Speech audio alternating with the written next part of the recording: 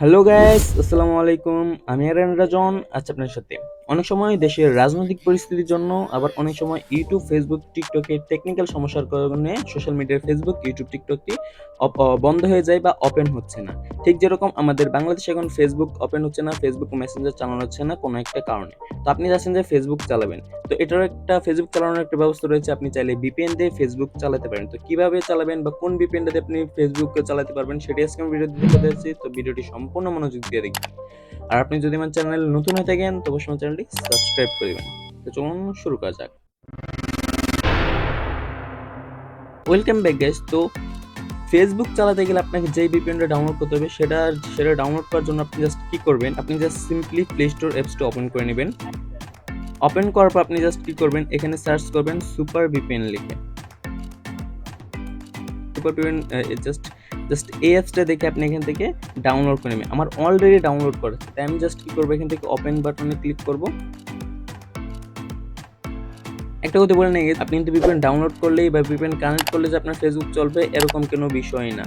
VPN অ্যাপসের ভিতরে ঢুকে কিছু সেটিংস রয়েছে বা কিছু সার্ভার রয়েছে, সেই আমি যেই সার্ভারে বলবো সেই সার্ভারটি আপনি চালাবেন, তাহলে কিন্তু আপনি ভালো স্পিডে ফেসবুক চালাতে পারবেন। তো এখান থেকে আপনি জাস্ট কি করবেন, ডোন্ট শো অ্যাগেন, জাস্ট এতে একটা ক্লিক করবেন। একটু লোডিং নেবে,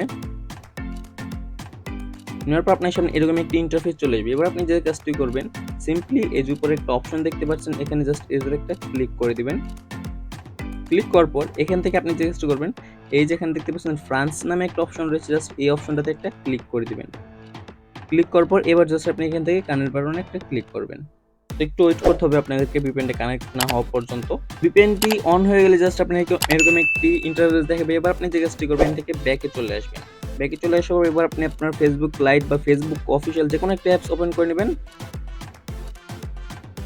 ওপেন করলে দেখতে পাচ্ছেন জাস্ট ওয়াও, আমাদের কিন্তু ফেসবুক অ্যাপসটা এখান থেকে ওপেন হয়ে গেছে। তো এভাবেই আপনারা চাইলে খুব সহজেই আপনার ফেসবুক অ্যাপসটি চালাতে পারবেন বর্তমান সময়ে। কিন্তু এখানে একটা কথা রয়েছে, আপনার কিন্তু সব সময় কিন্তু ভিপিএনটা চলবে এরকম কোনো বিষয় না। অনেক সময় ভিপিএনটা চালু নাও হতে পারে এবং ভিপিএনটা কানেক্ট নাও হতে পারে।